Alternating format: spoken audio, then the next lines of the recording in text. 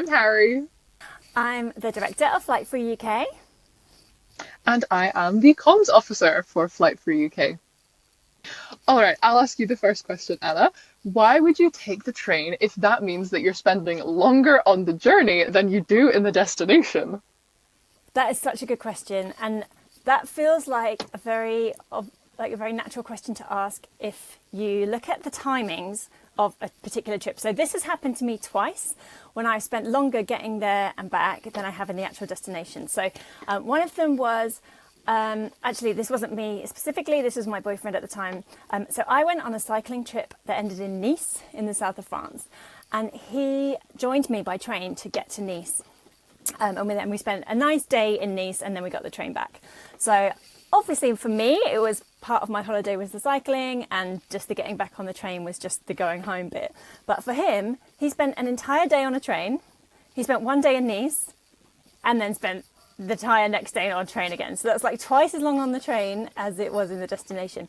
But he said it was amazing still, like partly because the train journey itself was part of the holiday and part of the joyful experience, but also because Nice is a wonderful destination. We spent 2 nights in Nice. Like, you can do a lot in a day and 2 nights. So it definitely didn't feel like we had kind of rushed it, and it was just kind of fun to go all that way just for a short time. The other one, which is actually my experience, is recently I went to Prague on the sleeper train, and that was a long time in the journey. So spending a whole evening and night time on the train, which would have been like 14 hours on the train. Most of that I was asleep, obviously, so it doesn't count. But like 14 hours on the train. We spent 6 hours in Prague, got back on the train again, another 14 hours. So you're like, hang on a minute, is this insane? Is this really insane? It sounds insane, right? But it was brilliant. And okay, partly, I mean, same reasons. So the journey, and it's such a cliche, but it's true. The journey was part of the holiday, like sitting on that train and going down through the Elbe Valley. So once we'd woken up in the morning, you wake up like just about Berlin. So we like spent ages just looking out the window at this incredible city that we were going through. And then after that, you've got like wonderful countryside. And then we didn't arrive in Prague till like midday. But that was like 4 hours of just having a wonderful time, like seeing these incredible views. I mean, why else do we travel? You know, we want to look at landscapes and stuff, and it's totally valid, even if it's out of a train window.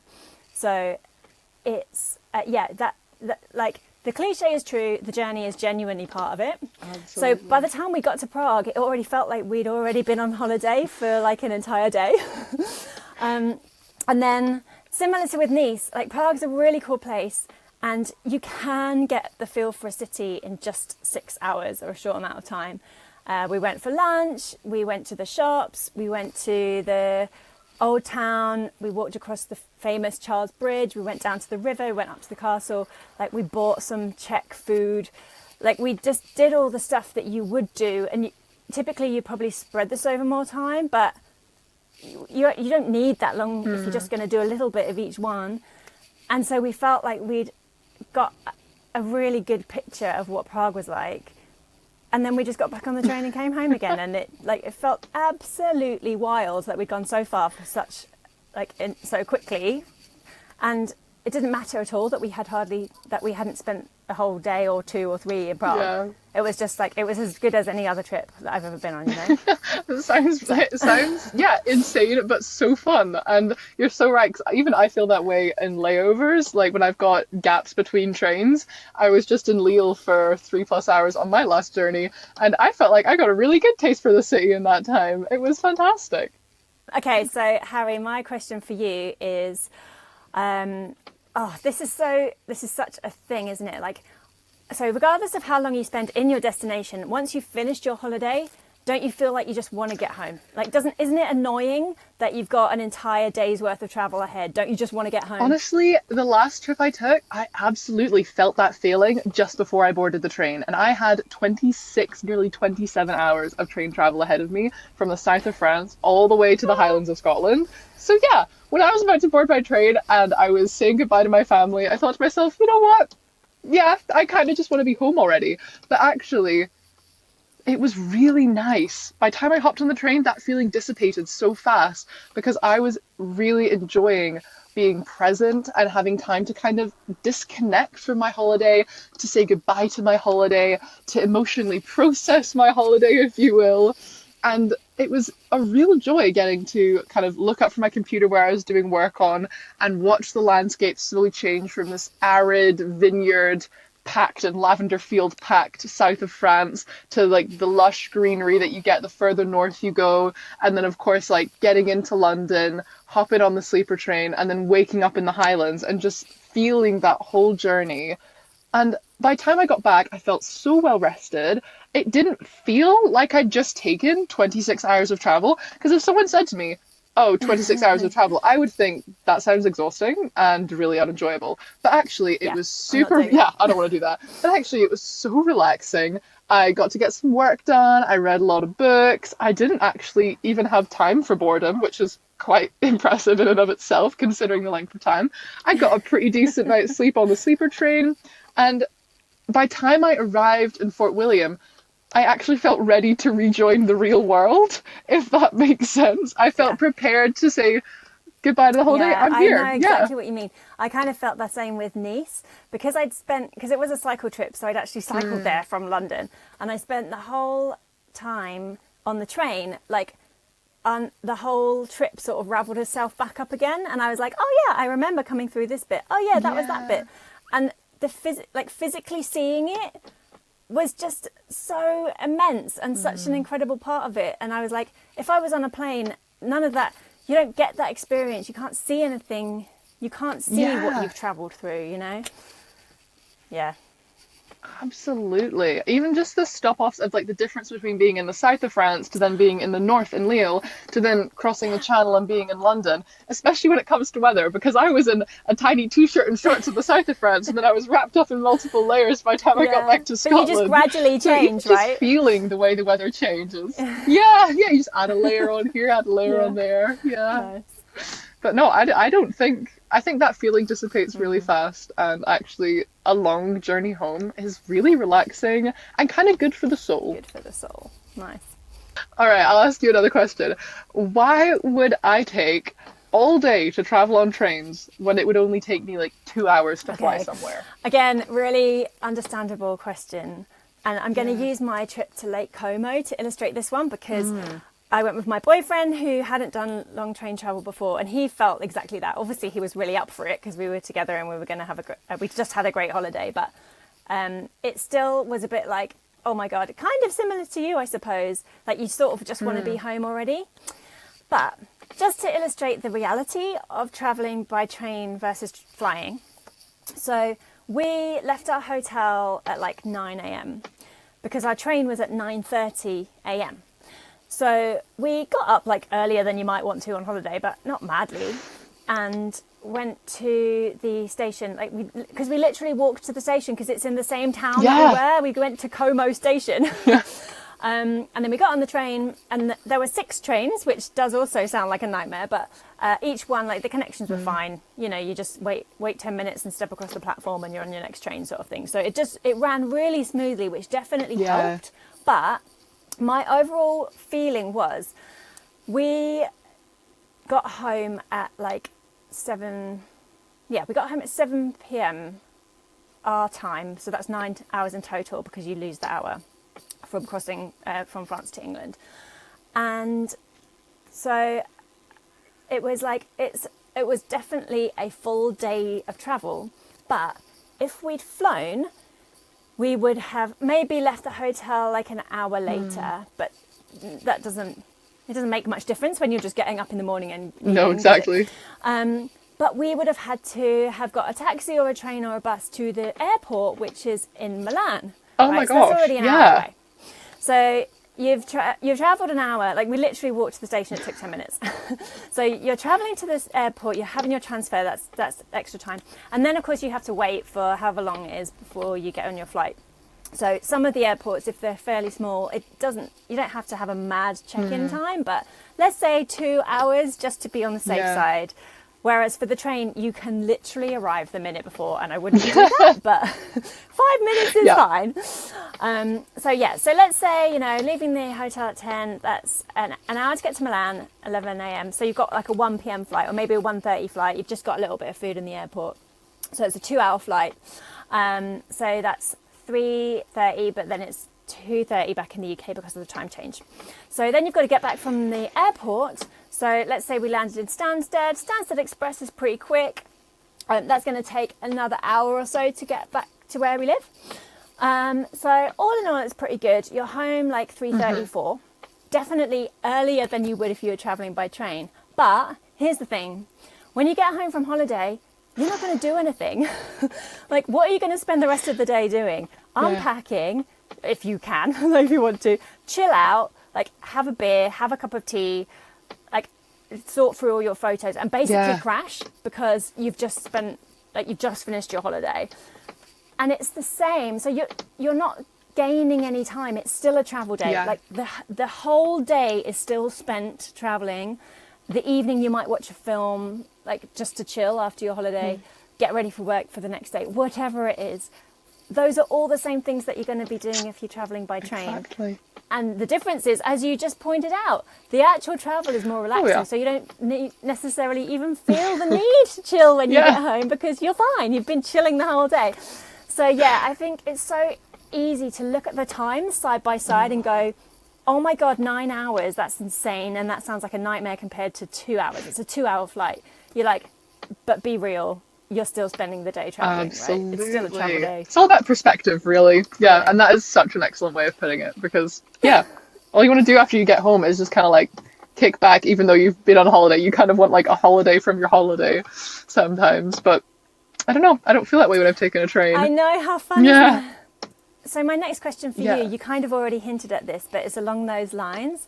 Like, once you have spent 24 hours traveling, aren't you just exhausted?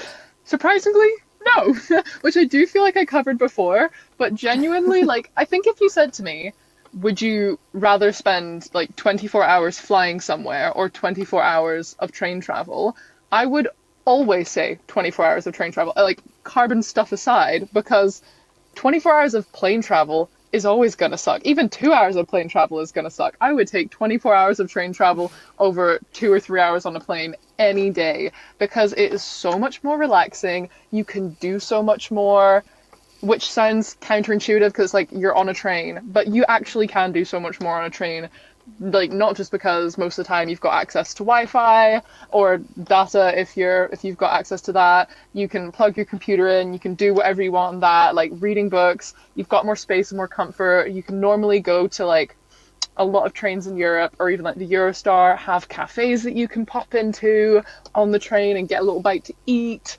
All of that is because it's lovely, and then you actually get to see the scenery as you go past, and you don't have to It's just not exhausting at all for some reason. And I don't know the science of why. I'm not sure if there is a science of why or if it's just the way you end up feeling. But for some reason, sitting on a train as it just chugs past scenery is very relaxing. Whereas being bolted up into the sky and being crushed next to strangers is far from relaxing. Also, I just think the seats are generally comfier, which also helps. Exactly. I think that might be what it is actually, isn't it? Because you're not cramped in so much when you're on the train. But also I think it's the air. Like in the plane, obviously it's recycled air. It's like proper air conditioned. Like everything is like you don't get fresh air. Whereas on the train, you can get fresh air, and that something about breathing fresh air just makes you feel more. That's a really good point. And not as exhausted. I mean, when you get off a plane, you feel icky, man. And I think the other thing is, like, because from the last 26 hours of train travel that I did, I had 6 different trains, just like when you were going from Lake Como back to London. And again, at the start of that, I was kind of dreading it because I was like, oh, 6 trains, that's going to be so tiring. But it just wasn't, because when you're swapping trains at a train station, you're just moving across a couple of platforms. You just hop from one platform, you walk down a couple Yep. of stairs, and you're on the Yep. next one. Whereas I feel like the same situation with an airport, you'd probably be running across airports, you'd be rechecking in your bags, you'd be going through all the Yes, stress exactly. that entails. Whereas you just don't have any of that stress when you're taking the train. You just pop over from one platform to the Yeah, next, you hop on the train, you go. And exactly. it's Yeah. just, it feels so laissez-faire in a way. It's fantastic. Yeah, and I think something we need to kind of point out here to make it easier is like the luggage Oh, situation, yeah. because there's no luggage restrictions on Yeah. the train, right? So you can take as much as you want, but you have to be aware you have to Yes. carry it. So like for our Lake Como trip, we just both had a backpack and that was fine. But because you don't want to be lugging loads of stuff upstairs, up escalators, onto trains and things. So you do have to be careful with that. But equally, like if you can just work out your suitcase situation, you'll be fine. Absolutely. I think, yeah, you're so right. That is one really important thing to point out is that train travel is easier the lighter your luggage is because it is like you're the one obviously always carrying it and moving it about. So it is easier if you feel confident in carrying your bags. But that being said, I've once traveled on trains with And two no, suitcases and two carry-on bags, like two 20 kg suitcases. I've once done that all across the oh my god. UK when I was moving flats. And it's tricky, but it's doable. Okay, good to know. Good to know. I was going to add that Yeah. one of the advantages is you don't get baggage handlers. You are handling your own baggage, which means it's not going to get lost unless you lose it. Yes, so Right, then true. it's your responsibility, Yeah. right? Yeah. It's on you then, yeah, absolutely. All right. My next question for you would be, why would you spend more money to get there slower? Such a good question, and again, a really common one because everyone wants to know about the money, right? Yeah. And it's so difficult Yeah. to get around this one because everybody's seen those adverts for like £20 flights to Nice or whatever, or to whatever city break you're having.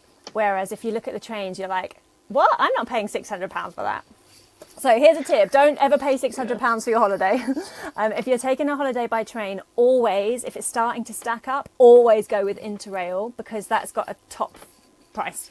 And look out for Interrail sales. So that's how we got to Como and back. We took a 4-day Interrail pass and the entire travel for the entire holiday, which included a day trip to Milan, was £260.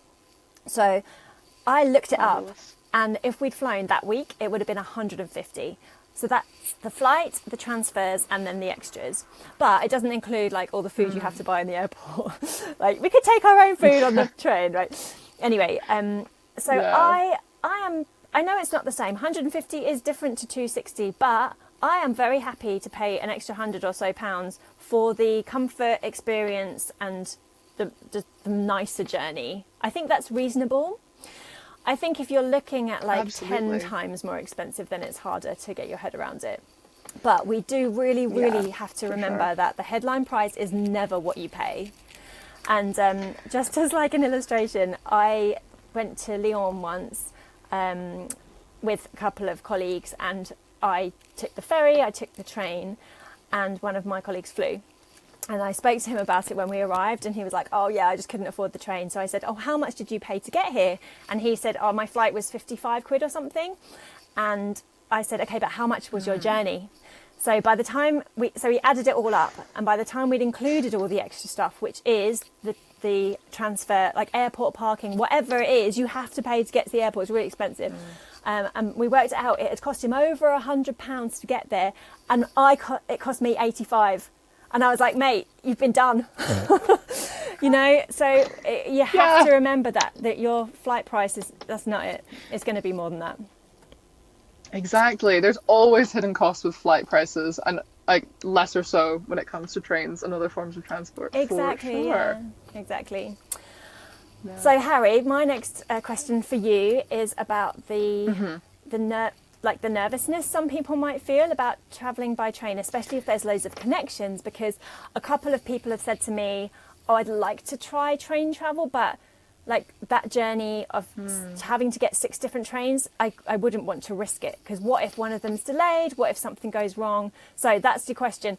What if you miss a connection, what are you going to do about it? Honestly, that's so fair. And up until recently, I was that anxious traveler. I felt that way. And then Mark, the man in seat 61, said to me, you've got rail rights. Like, as a passenger, you have rail passenger rights. And that means that if a train is delayed and it means that you miss your next connection, the next provider of that same route has to give you a seat on the train. And not for paying extra. You don't have to involve your insurance companies, nothing. You should just be able to use the same ticket all across Europe, across the UK. You should be able to just hop on the next train and you will still get there. Which Wow. was such a weight off my shoulders when I heard that, Yeah. because I was like, we have rights. Fantastic. Yeah. So as a rail passenger, you have rights. If things are delayed, you can get on the next train, which is fantastic. However, I would say that on top of that, if you're still feeling a little bit anxious and you're, worrying about connections, then I'd kind of go back to what we were saying before and make the journey a bigger part of the holiday. So Right. say Okay. you were wanting to get all the way down to like Spain from the UK, for example. You could just start by like getting across to France, and you could even do a night in Paris.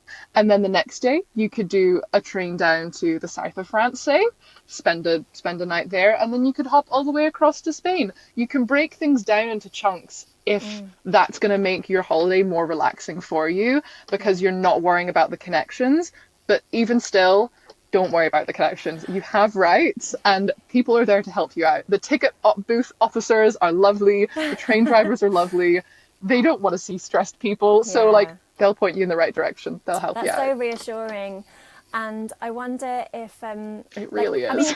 mean, trains can be delayed, but I mean, let's be real. Air travel doesn't always go smoothly either. Yeah. We've heard nightmare stories of people sleeping in airports and stuff. But have you had significant delays yeah. on your trains, or what? Like, what's been your experience? In all the trains I've taken across Europe, I don't think I've actually ever had anything that has derailed, no pun intended, my journey. And I've done quite a few stacked days of rail travel, having done interrail things in the past. Yeah. And genuinely, I've always been okay. And I don't think that's just because I'm sat under a lucky star or something. Yeah. But even so, on the way down to France, I had my very final train. It was 20 minutes delayed. And I was like, whatever, it's my last train, so it doesn't matter that it's delayed. Even though we took off 20 minutes later and it was supposed to be a 30-minute journey, we somehow still made it to the destination in time. Oh my goodness, that's I don't mad. know how they managed that. It was like wizardry. Yes, But that's kind of somehow time we travel. did not make it much delayed. I know. I was like, how did we manage that? Okay. So even still, I basically arrived at the same time, and I was like, this should have been at least 20 minutes delayed. And they somehow made up the time on the trip. That's And good, a similar kind of thing happened actually on the way back, is they made up the time. I had another one that was 20 minutes delayed on the way coming back, which wasn't going to make much of a difference to me because I had time in my connections. I think I had 40 minutes for my connection, so then shortened it to 20 minutes for my connection. But they made up the 20 minutes on the journey back. And I was like, oh, great. I've still got the 40 minutes I expected. So yeah, That's good. it seems to all work out okay for me. It does, Yeah. doesn't it? And so for the Prague trip, our train was 2.5 hours late. Which it was like, Wow. oh my Yeah, God, we've that's only big. got 6 hours in the city to start with. Does this mean we're going to have 4 hours or 3.5 hours in the city? This is really bad.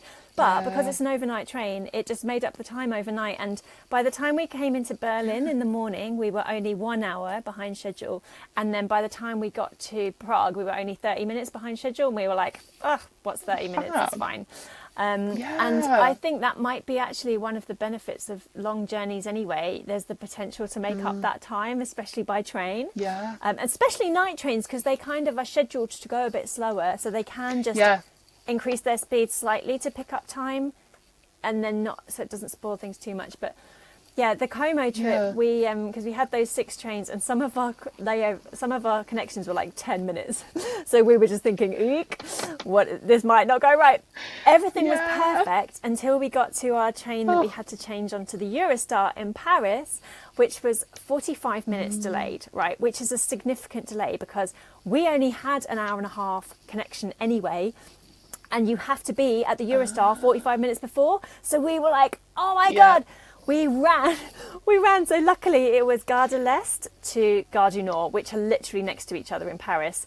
And we ran. So we got off the train in Gare de l'Est, like backpacks on, like pelting it. And we got to Gare du Nord, saw the Eurostar queue. Everyone was just queuing. So we just joined the queue, no drama. It was fine. Sweet. Yeah, I think that's the thing with train travel is, even though I've done quite a few long journeys now, there's still always this voice in the back of my head where it goes, "Oh, things are gonna go wrong." Like, be the anxious traveler. And then even if some delay pops up or something seems like it's gonna be a spanner in the works, it all somehow works out. The people working in the trains, like in the train industry, seem to have our backs really good. And honestly, there's always seems to be a solution. And at the very, very least, you have rail passenger rights, so you will get where you want to be, which is very reassuring. All right, next question for you is, isn't it dodgy to travel overnight in a compartment with loads of strangers? Now this is interesting, isn't it? Because we've both recently done overnight travel. So mine was on the sleeper train, and it was in a couchette, so that is where the beds fold down from the walls. And then they fold away during the day, so you can use them as seating. And we didn't have a private couchette, it was just me and my friend, and it wasn't even a single sex one, it was just for everybody. So there's always that concern, but it was fine. It was obviously fine. I would think about it similarly to hosteling. So if you are, because I've done bunking up in a hostel quite a few times in a city, like I go to a city, I don't know the city, but I find a hostel, you're sharing a room with like 10 people, you don't know them. So it's, most of the time it's obviously going to be fine.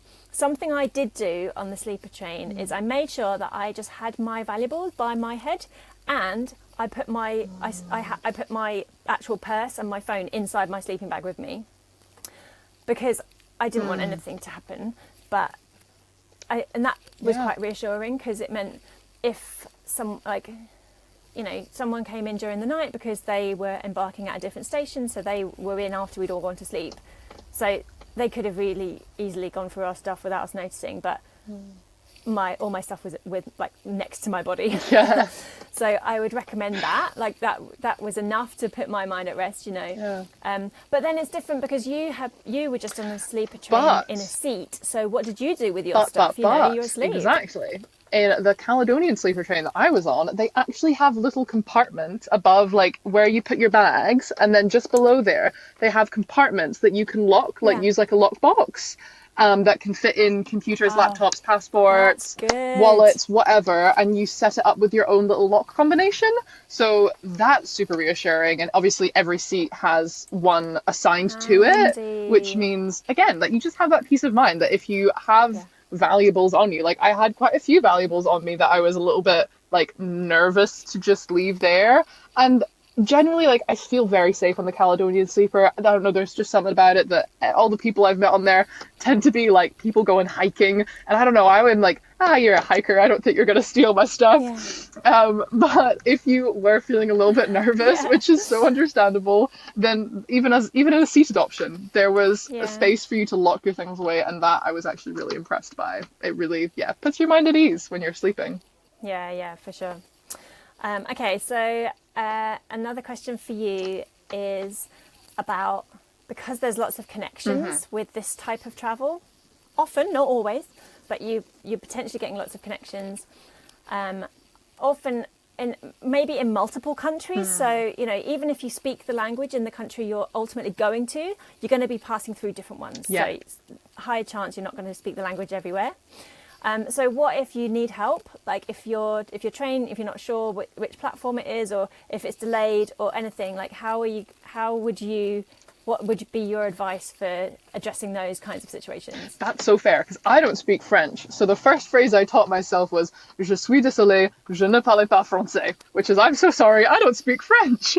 And I'd advise that as my number one tip for whatever country you go to. If you can teach yourself a phrase which is, "I'm sorry, I don't speak the language," or "Do you speak English?" that comes in handy. But most of the time, you don't even need that phrase. That's just me loving a little bit of language learning. Um, Most of the time, the thing is, the infrastructure's there. They are there to help you, irregardless of what language you speak. So it's most of the time you're going to find boards that have all the information that you need on it, whether that is, the time that your train is leaving, the final destination that it's going to, and what platform. And these are like, that's the main information you need at any one point. And if something is flashing across the screen that gives you the vibe, like it's saying it's delayed or cancelled, but you're not sure, either Google Translate is your best friend or the ticket offices, because quite often there is a ticket office, and more often than not, they probably speak more English than you do that language, because they're so used to working with international travelers that the people working in the train stations tend to have a pretty good hold on multiple languages, which is super fortunate. And worst comes to worst, you've got Google Translate. Things like that are in your back pocket to be like, at the very least, I can type something into my phone, I can type something into a computer, and we can make this conversation happen. But it's, yeah, all the train stations I've been in, I have not found that information has been difficult to understand because of a language barrier, because ultimately the information you need to know is what time your train leaves, and that is the same in all languages across Europe. What the final destination is, you can see that on your ticket. Even if you don't know how to say the place name, you can read the letters. You've got this. And then last but not least, the platform, which again is numbers, so it's interchangeable between languages. So it's definitely not as stressful as as you think it's going to be. Point. And I think you've made a really good point about the fact that train staff would be used to having people from multiple countries, because especially within Europe, there's a lot of cross-border train travel. So if you're going to any hub in a European city, there's going to be trains from that city going to all the neighbouring countries. Absolutely. And something I found with Interrail, actually, because we had our Interrail pass, and the ticket guys at the gate were just like, oh yeah, Interrail, like they're so accustomed to people using Interrail as well, so that did help. If you are, like often you have to make bookings, like seat reservations and things, especially if you're on Interrail, for the high-speed trains across Europe.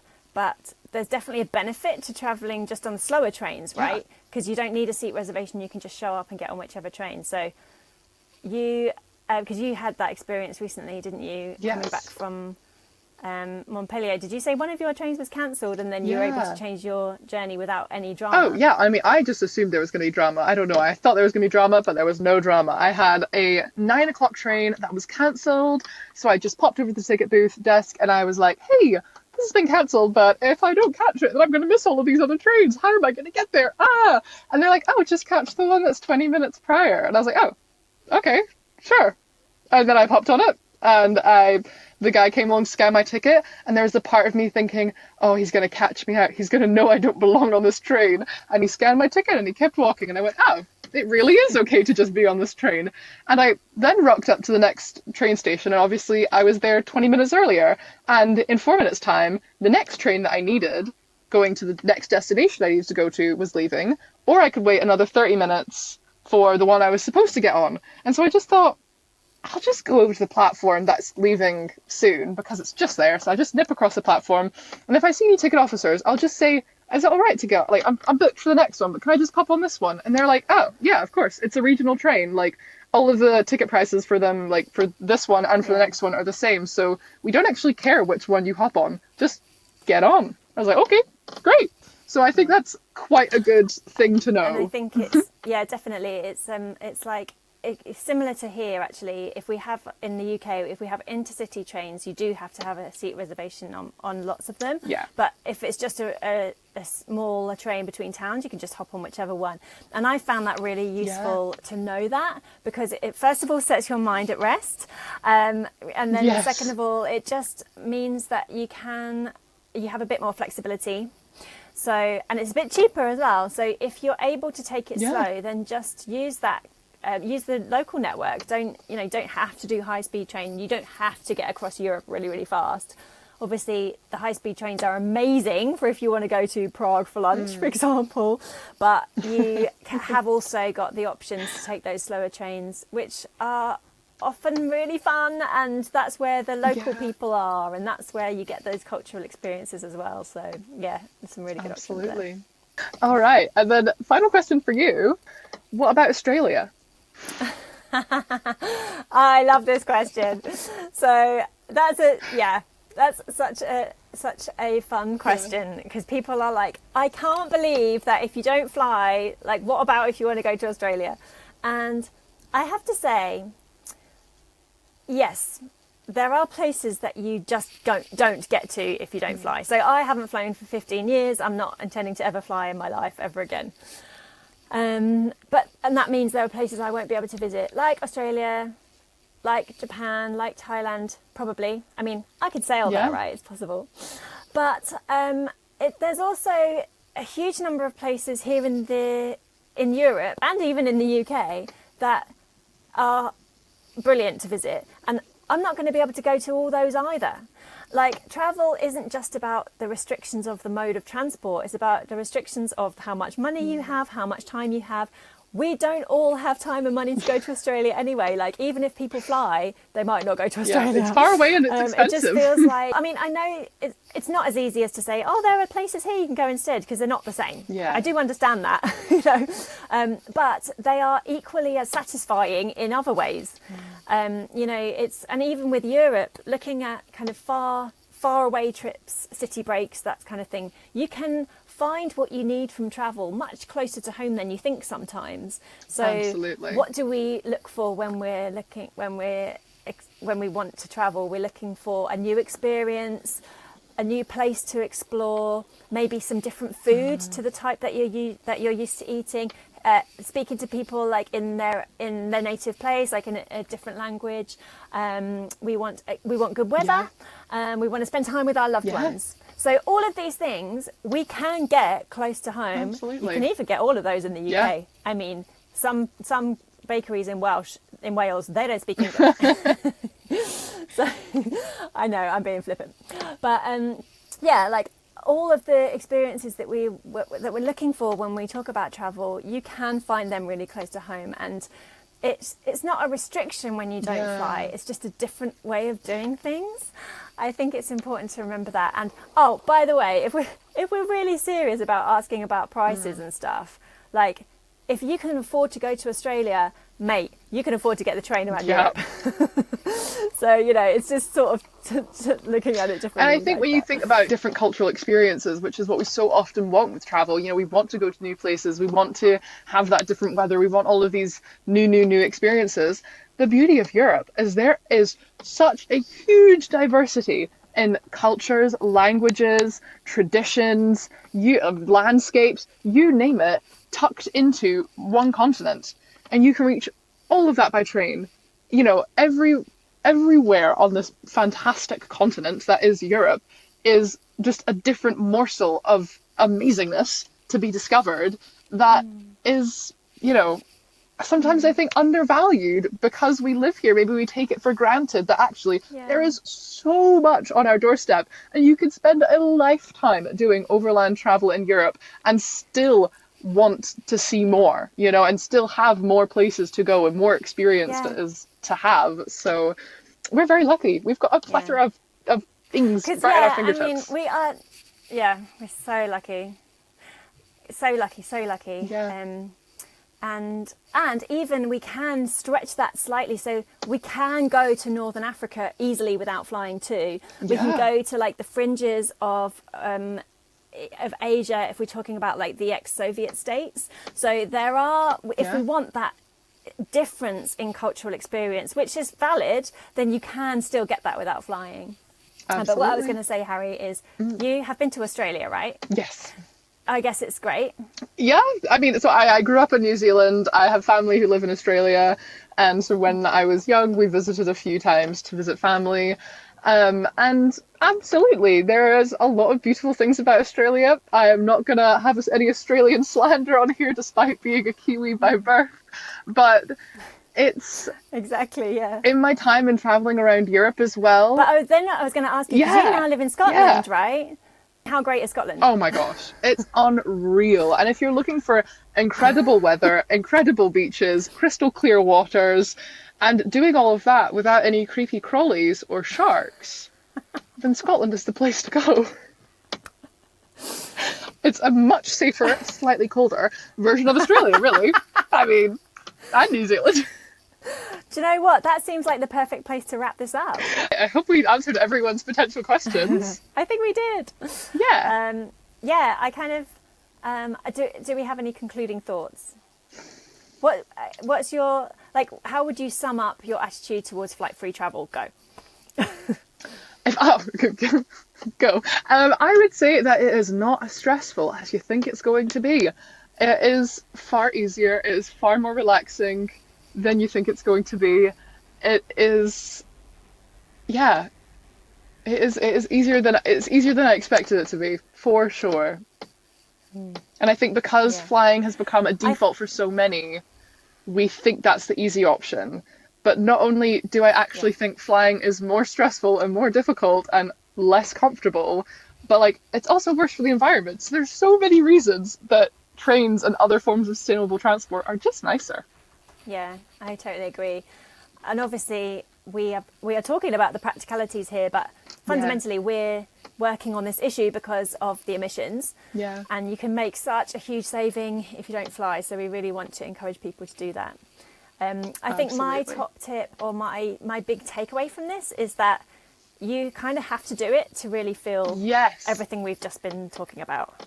Absolutely. Because it's nice that we can share our experiences and say, oh, you don't have to worry about it. But until you're the one sitting on train 5 of 6 and you're like, oh my God, I cannot believe I just got back from Athens without flying or wherever it is, then you don't really believe it. But once you've done it, it's like, it's so possible and it's so much easier than you think.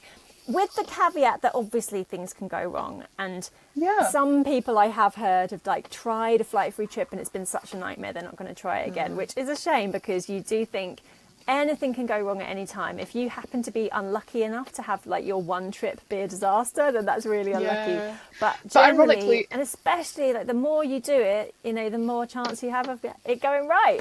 Yes, exactly. And I think the irony in having, you know, your first flight-free trip maybe not go right is I'd argue that there's probably some flights you could think of that have not gone right as well, you know, and you've not given up flying because one flight didn't go right. So perhaps we shouldn't use that same attitude for trains, because no matter what kind of transport you're taking, trains, ferries, buses, planes, any issue can crop up. Anything can be grounded, anything can be halted because of any weather event or you know, strike or whatever. So it's not just flight-free travel that has issues crop up, for example. So don't give up on flight-free travel because of one bad experience.